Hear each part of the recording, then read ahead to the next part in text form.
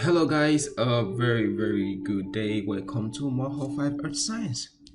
So today I just want to take you guys through the Earth Science reference table page 8 and 9. I'm going to focus a little more on page 8 because that is just what we've been talking about the last week that we just wrapped up. And the column of the Earth Science reference table, page 8, that I want to really focus on right now is the Life on Earth column. All right, so this is very simple. Most of you already understand the concept of eon, eras, period, epochs. So we know epochs are smaller time frame or smaller time blocks that build up to periods, and periods build up to eras, and eras build up to form eons. So, and we also established last week that how exactly did scientists come up with these different periods. Scientists were able to mark different periods or different epochs by the kind of life that appeared or the kind of life form that disappeared. In other words, extinction. So by evolution and by extinction, scientists are able to say, oh, something new is happening and this is a new period or this is a new time frame, or something just went into extinction because we can no longer find records for it. So which means another period has ended. Think of it this way: when you move from one class to another class and then you start hearing atomic bomb, you start hearing nucleus, then you know you are in another period now, and that period is chemistry. And then when you move to another room, 420, and all you hear is earth, stars, solar system, planets, then you know you are in another period. Based on the information you hear or based on the teacher you see that is in front of you, that tells you the period that you are in, right? It's the same way when it comes to the Earth Science reference table. By the kind of life forms that scientists see and scientists observe, they are able to tell that this period has ended and that period has begun, or this period stopped for whatever reason. So simply put, life on Earth was a main determinant to tell the beginning of a period or the end of a period. For instance, birds started appearing here, right here, right?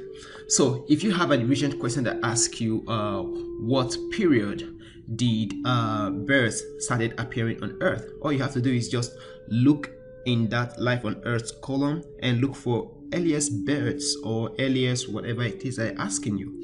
So in this case it's earliest birds, so you just look at it and then you just draw that way, and then you can say, oh, that started in the Jurassic period, right?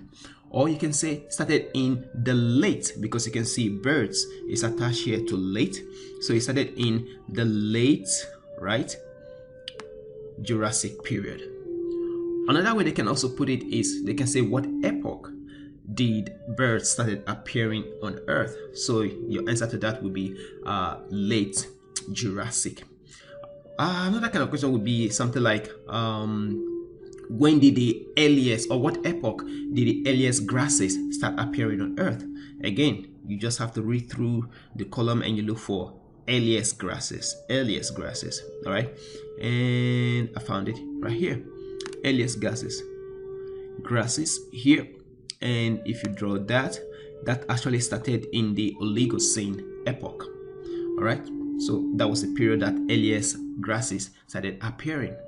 If the question asks you what era did earliest grasses appear, all right, your answer would now be Cenozoic era, because the question asks you what era.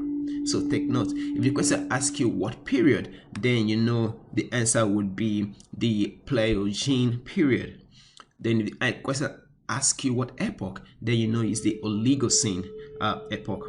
Or if the question asks you approximately how many millions of years ago did earliest grasses started appearing, then you can look at earliest grasses here, and then you can read off how many millions of years ago that would be. That would be something between 33.9 million years ago to 23.0 million years ago. So any option you found around that range, or you can just average it out and say it's something like 25 million years ago, because 25 will be right between 23 and 33 million years ago.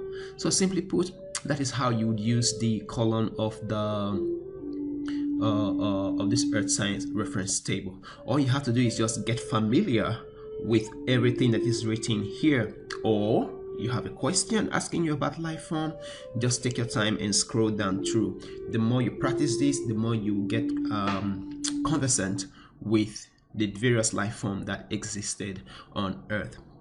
Okay, so with that, we're going to do a little bit practice here. I'm going to show you some questions and I want you to help answer it. Look at question number 1. Question number 1 says, evidence indicate that 251 million years ago, a mass extinction of life form occurred on Earth. Which form of life became extinct at this time? So what's the key words there? 251 million years ago, there was mass extinction. All right, and the question is what or which life form? So with those information, I should be able to go to my earth science reference table to answer this. What do you think the answer would be using your earth science reference table? All right, if your guess is as good as mine, 251 million years ago, all I have to do is I'm going to look right here and I'm going to find 251 million years ago. So I'm going to scroll all the way down to around 251. There it is, 251 million years ago. What went extinction? I'm going to look at life on Earth now to find out the animal that went on extinction. It says mass extinction of many land and marine organisms, including trilobites. So I'm going to come back here, and there goes the answer staring at me. Trilobites, right there. It cannot be dinosaurs, it cannot be mammals, it cannot be euryphedrates. So those are different types of extinction. You see that dinosaurs is still up here, not up to 250 million. And of course, when you look at all the other type of animals that were mentioned in the other option, you see that they belong to different time period. The only one that fits into 251 million years ago is the trilobite. Let's take another question. Question number 2 says, the diagram below represents some fauna animals found fossilized in Canada Burgess Shale. And the question is, during which geologic epoch? All right, emphasis on that word epoch. They are not asking you for the era, they are not asking you for the eon, they are not asking you for the period, they're asking you for the epoch. Did this animal live? All right, so the key word there is fauna and existed in the Burgess Shale, and they're asking for the epoch. So I go to my earth science reference table, I'm going to read through everything, and if I do my job so well, I should be able to find the Burgess Shale here and the fauna that existed then.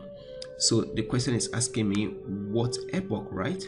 So all I have to do is look at that and read it off. All right, it falls not in the late, it falls in the middle. So this is middle, right? Cambrian. All right, so the epoch is middle Cambrian. All right, so let's look at the options here, and right there it is, option A, middle Cambrian. So let's do one more and then you guys will finish the remaining 3. So I have 6 questions here. Let's do one more question and then you guys will do 4, 5, and 6 for your exit ticket.